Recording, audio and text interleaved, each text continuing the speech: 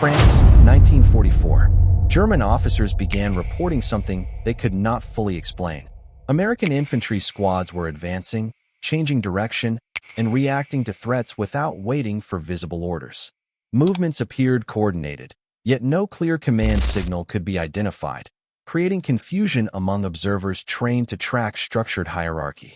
To German commanders, battlefield movement was expected to follow a recognizable pattern: orders issued, relayed, and executed in sequence.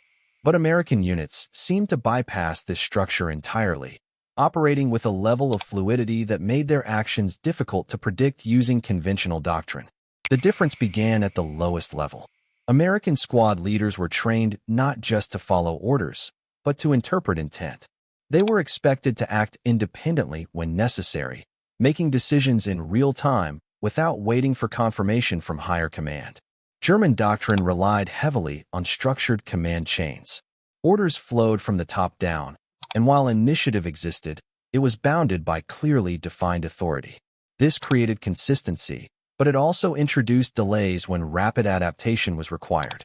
American squads relied on a combination of training, shared understanding, and simple communication methods. Hand signals, brief radio calls, and pre-planned actions allowed them to coordinate movements without the need for formal orders being issued in the moment. Training played a critical role in shaping this behavior. American soldiers were repeatedly placed in unpredictable scenarios during exercises, forcing them to adapt rather than rely on memorized procedures. This built a mindset focused on problem-solving instead of rigid adherence to routine. German reports often described American behavior as unstructured or even disorganized. Yet these same reports noted that despite the apparent lack of order, American units consistently achieved their objectives, raising questions. In environments like the hedgerows of Normandy, rigid formations became impractical. American squads adapted immediately to terrain conditions, altering movement patterns and tactics without waiting for new instructions from higher command. Portable radios supported this flexibility by maintaining communication without enforcing constant control. Units remained connected to command structures, but they were not dependent on continuous direction, allowing them to act independently while still coordinated.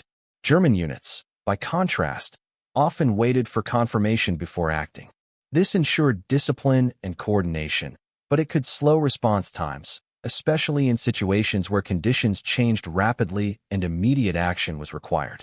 American squads frequently executed flanking maneuvers without waiting for explicit orders.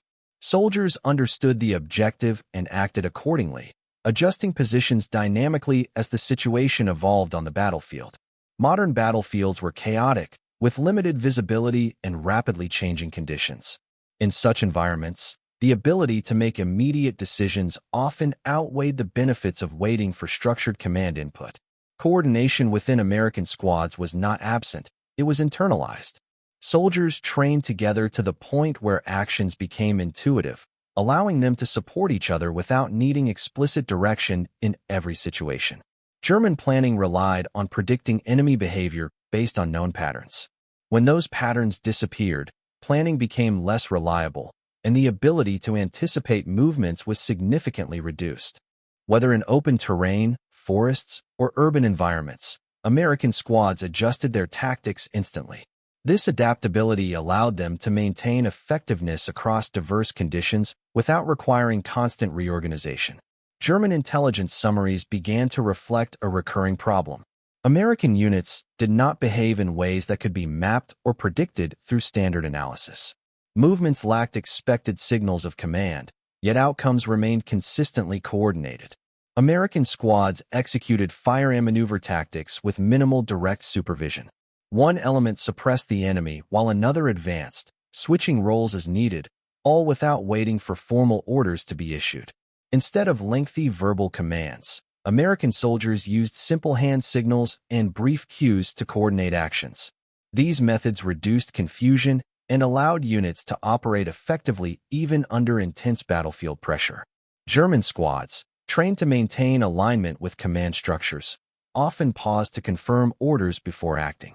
This hesitation could prove costly in situations where rapid reaction was necessary.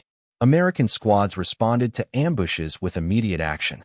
Soldiers took cover, returned fire, and repositioned without waiting for instruction, allowing them to regain control of chaotic situations quickly.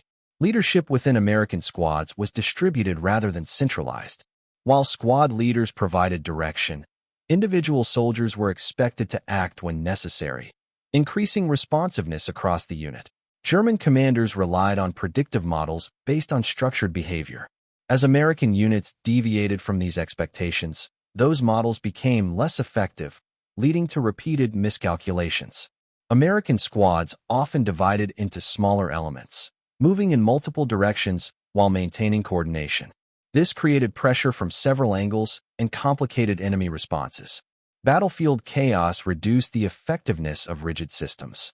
Smoke, noise, and confusion made centralized control difficult, while decentralized approaches allowed units to function despite disrupted communication.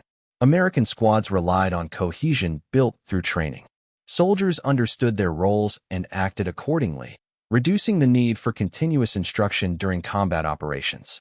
When German units became isolated due to communication delays, their effectiveness decreased. Without immediate guidance, actions slowed and opportunities were lost during critical moments.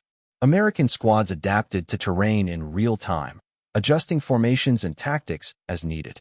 This allowed them to maintain momentum and exploit environmental advantages without waiting for directives. German reports increasingly described American forces as unpredictable. Movements did not align with expected doctrine, making it difficult to establish reliable patterns for counteraction. By applying pressure from multiple directions simultaneously, American squads forced opponents into reactive positions, reducing the effectiveness of defensive planning. Breakdowns in coordination on the German side became more frequent as unpredictability increased. Without clear expectations, responses became slower and less effective. Speed of action became a defining advantage. American squads could shift from defense to offense within seconds, maintaining pressure and preventing opponents from stabilizing. German doctrine struggled to adapt quickly to an opponent that did not follow predictable patterns. Adjustments required time, and by then conditions had already changed. American squads operated as cohesive teams rather than rigid hierarchies. This allowed them to remain effective even when leadership or communication was disrupted. By the later stages of the war, German reports acknowledged that American tactics could not be easily categorized or predicted, reflecting a fundamental shift in battlefield dynamics.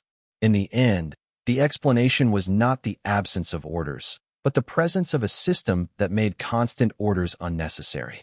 American squads operated with shared intent, internal coordination, and the ability to act instantly, creating a method of warfare that proved difficult to understand and even harder to counter.